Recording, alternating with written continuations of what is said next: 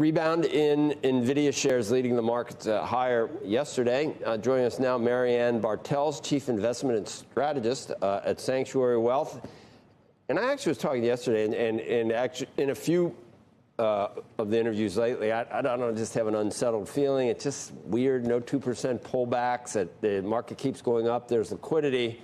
But I felt better about the overall market in 2023 when everyone hated it than I do right now. And you point out the same thing. Analysts, Wall Street watchers have finally caught up with their own market outlook and raising their target. Many of them are now at 5,600. So I don't know. They were so wrong last year. It makes me uncomfortable when they get bullish. I'm in the same camp, Joe, but I don't think it's a big sell signal.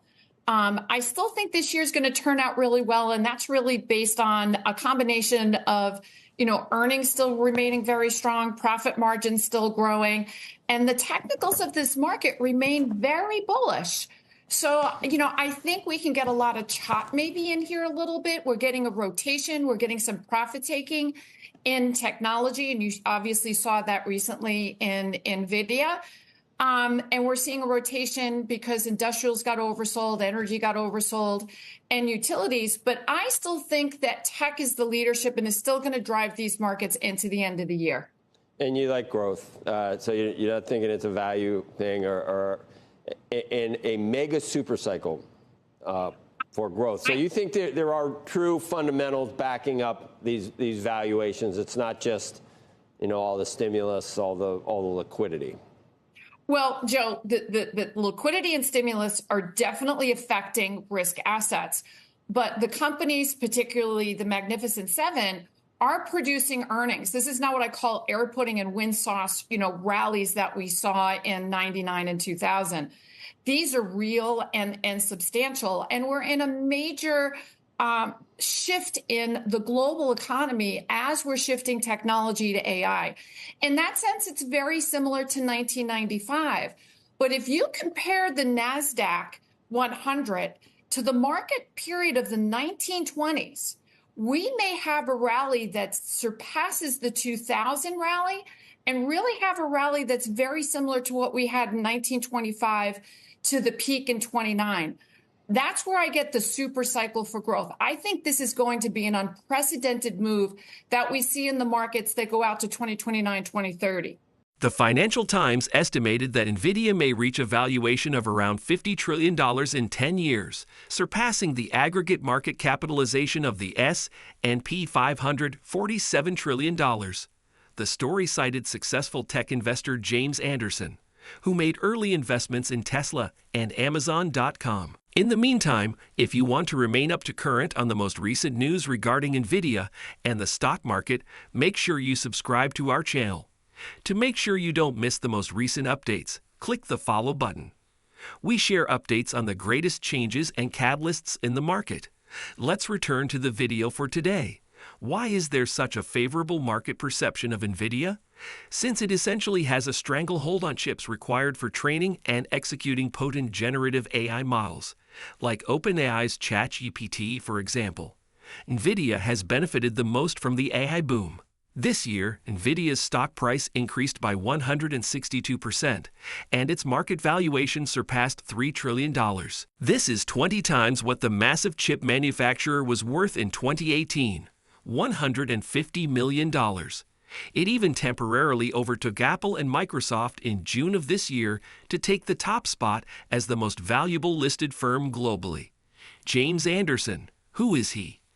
According to the report, Anderson rose to prominence in the tech industry during his 4 decades of service at Baillie Gifford, a Scottish investment firm that acquired Nvidia stock in 2016 and went on to become a household name. In addition, the report stated that Anderson collaborated with the billionaire Agnelli family of Italy to form Lingato Investment Management, where he is currently managing a $650 billion fund.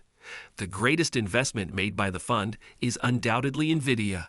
According to Anderson, the market for AI chips is expanding by roughly 60% annually. He predicted that this increase over a 10-year time frame would result in a $49 trillion market capitalization and $1,350 in earnings per Nvidia share. He estimates that there is a 10 to 15% chance that this will occur. What are the future plans for Nvidia? During the Bank of America Securities 2024 Global Technology Conference, Ian Buck, Vice President and General Manager of Nvidia's Hyperscale and HPC division, was quoted by First Post as claiming that cloud service providers experience a significant return on investment if they employ Nvidia GPUs. Over a 4-year period, cloud companies can profit $5 for every dollar invested in GPUs, he claimed. The profitability for AI inferencing activities is $7 for dollar invested. The method by which a trained AI model draws conclusions from newly supplied data is known as AI inferencing. According to the research, NVIDIA is meeting the demand for this with products like the NVDA Inference Microservices, NIMs, which supports well-known AI models including Llama, Mistral, and Gemma. The business is also emphasizing the usage of their new Blackwell GPU, which uses less energy to complete inference jobs. Additionally, the business plans to make its Rubin GPU available to cloud providers. This is significant since data center infrastructure development is necessary to enable the AI revolution. Right now, a lot of what we're seeing with AI is like the build out. You need chips. I don't know whether the use case for across the board, it's going to help every company be better, more productive, do more things. How many years before that's really a major contributor to just the prosperity of these companies and how well they do? Because right now it just seems like the people making the pipes or whatever you want to call it, the chips, the ultra-fast chips, they're the ones benefiting. When does everyone else benefit from AI? 5 years? I think it's before that. I think, by 3 years, we'll have a much better sense of where AI is really producing. We're ahead of ourselves then, if it's 3 years away. I think we're a little ahead of ourselves, but that doesn't mean that they're not going to build out the infrastructure. So this is going to go in cycles. So we still have to build out the infrastructure to run AI. We don't have that full infrastructure yet. And you see that with NVIDIA with their new chip, the Blackwell. The marketplace still has to adopt that. And what amazes me, I've been doing this for 40 years. I've never seen a company like NVIDIA before make this major transformation and then have earnings hit the bottom line so aggressively. They're definitely going to be the leader in the market. They're going to probably take about 80% of the share, but it's not going to be a straight line. But I do think this year is a good year. We may have a lot of chop next year. But I think when we go into the back end of the decade, you're going to start seeing companies move at a pace that we have not seen since 2000. These are very early stages for these moves in these companies. But when people try to look at a historical precedent for NVIDIA, they come up with Cisco, which went to $600 billion back in the late 90s. I don't know if that, $3 trillion, and the speed that NVIDIA got the $3 trillion, I don't think anything compares. I don't think that holds up the comparison of. So I don't necessarily think that suddenly, NVIDIA goes back to having what Cisco had 24 years of underperformance after 1999, whenever it was. Yeah, I think you're correct, Joe. Absolutely. As I said, I've never seen a company in the 40 years I've been doing this create such groundbreaking technology that will eventually transform the global world. Well, thank you for watching the entire way through. It takes a lot of work and time to create these videos, so if you liked it, please hit the like button and subscribe to the channel. Your support will greatly aid in our growth. Now back to the video. NVIDIA's most optimistic outcome is managed by top tech investors. Hendrik Bessembinder, a scholar at Arizona State University, has had a significant impact on fund manager James Anderson and his former company Bailey Gifford's investment approach.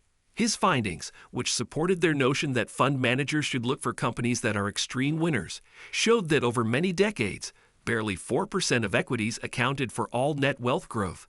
What is the exponential progress exhibit A? NVIDIA. I explain why I believe Anderson believes the chipmaker might be valued nearly $50 trillion in 10 years in this video. That exceeds the current market value of the whole S&P 500 to put things into perspective. In the relatively young fund that Anderson is managing at Legato Investment Management, owned by the Agnelli family, Nvidia now holds the largest holding. In the most optimistic scenario, Nvidia's potential scale is far larger than anything I've ever seen and might result in a market capitalization of double-digit trillions, stated the fund manager, who is most known for his early bets on companies like Tesla and Amazon. This is a possibility rather than a prediction if Nvidia maintains its advantage and artificial intelligence proves beneficial to consumers. A surge in demand for CPUs that can run and train potent generative AI models, like OpenAI's ChatGPT, has mostly benefited Nvidia. The company, led by CEO Jensen Huang, believes it is at the forefront of a new industrial revolution. In June, it narrowly overtook Apple and Microsoft to become the most valuable publicly traded company in the world. Almost 30% of the 17.7% rise in the S&P 500 this year may be attributed to Nvidia, which is currently trading at a multiple of more than 47 times its projected profits per share for the upcoming year. Fund managers who do not own Nvidia or other huge tech megacaps face difficulties due to their increasing influence on larger stock market indices.